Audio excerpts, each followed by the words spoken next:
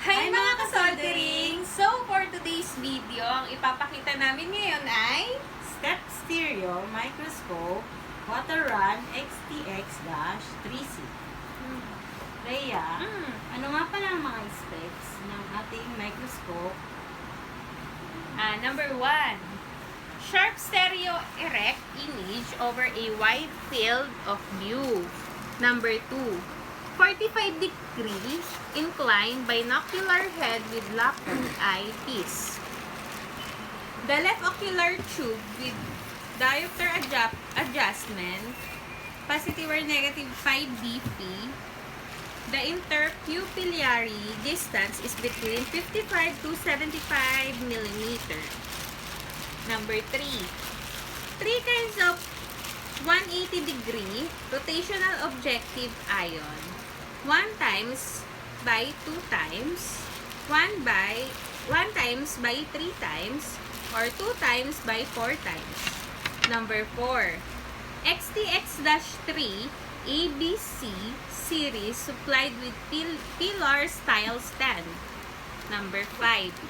Electric apparatus has CE approval. Number 6. Power supply 110 volts to 60 Hz or 220 volts by 50 Hz. Number 8. Each set packed in styrofoam and in an inner box. 4 sets in 1 carton. Number 9. A wide range of optional accessories. Optional accessories. Eyepiece WF 5 times, WF 10 times, WF 15 times, WF 20 times. Eyepiece 95mm white and black working stage. Number 3. Illumination.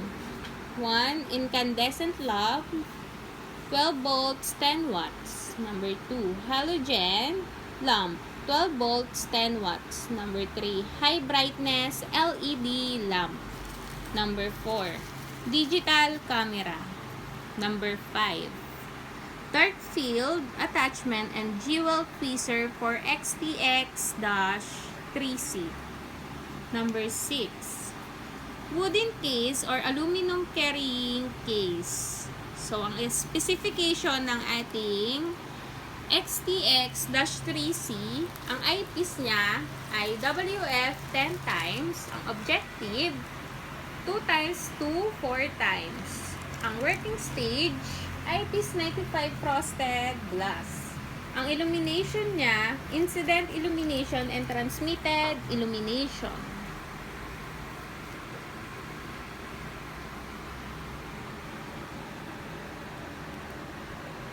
So guys, ayan ang mga accessories ng ating Water-Run XTX-3C.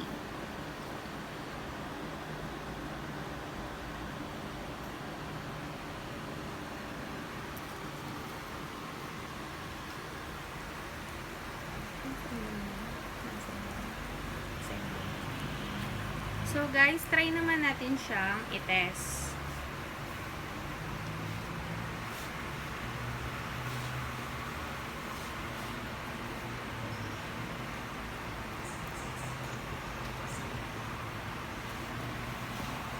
So, Ate Jensen nga ba ginagamit or saan siya chine-check? Ano yung mga chine-check na item sa ating microscope? Water-Run XTX-3C. Ang microscope ginagamit para sa mga bagay na hindi nakikita ng ating mga mata, ng ating naked eye. Ginagamit din to ng mga electronics companies. Yan, titest na natin siya.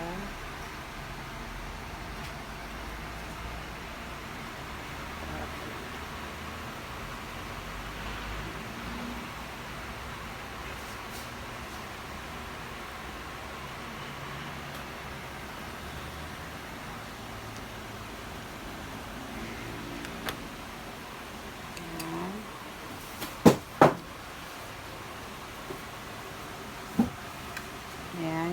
po yung ilaw.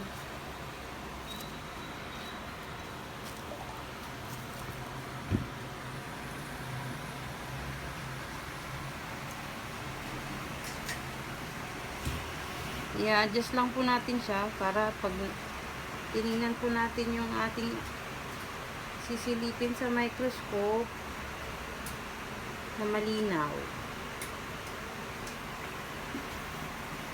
Meron po pala tayo dito PCB at ito po yung titingnan natin dito sa ating microscope.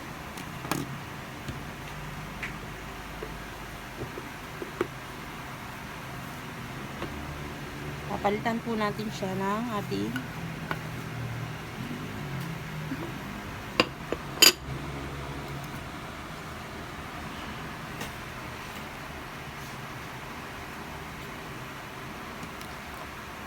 Ayan.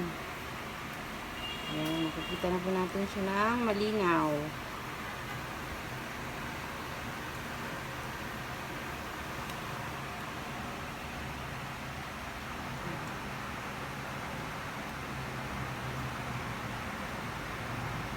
Ayan, i-focus na po. So, nakikita na kung merong NG yun sa PCB board. Yes.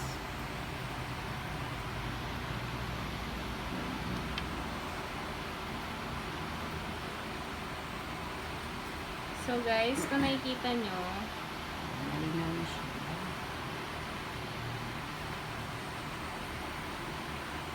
check ng ating microscope kung merong NG dun sa ating PCB board.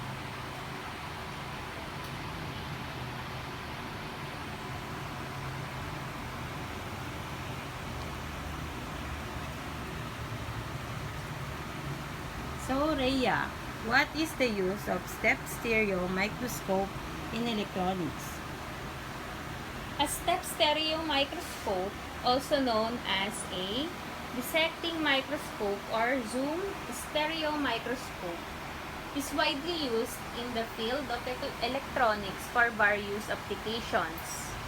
Here are some key uses and characteristics of a step stereo microscope. Number 1.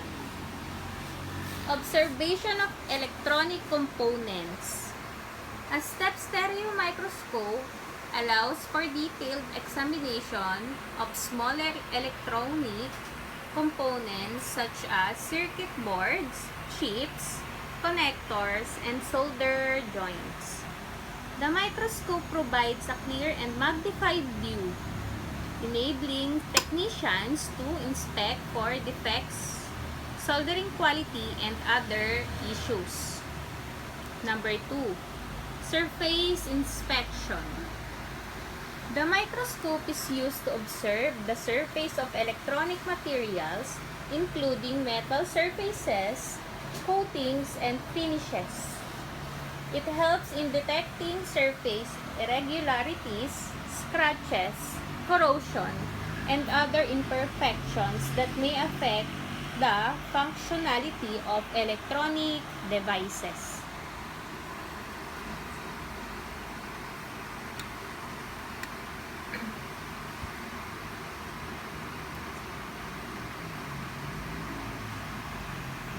Number 3.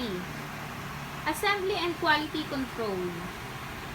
Step stereo microscopes are used during the assembly process of electronic devices to ensure accurate placement of components, proper alignment, and overall quality control. They allow technicians to perform precise and detailed inspections at different stages of the assembly process. Number 4. Failure analysis. In the event of a malfunction or failure of an electronic component or device, a step stereo microscope can be used for failure analysis.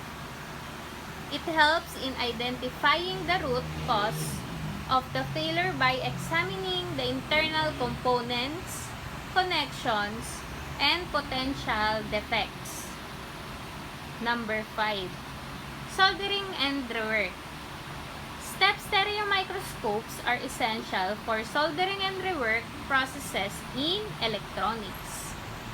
They enable technicians to accurately position and solder small components, inspect solder joints for quality, and perform rework if necessary. Number 6.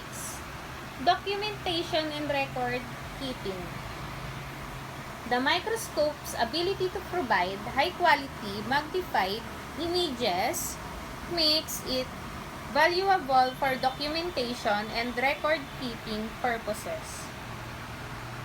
Technicians can capture images of electronic components or defects for reference, analysis, and documentation of inspection results. Overall, a step stereo microscope plays a crucial role in electronics for inspection, analysis, quality control, and documentation purposes. It helps ensure the reliability and functionality of electronic components and devices.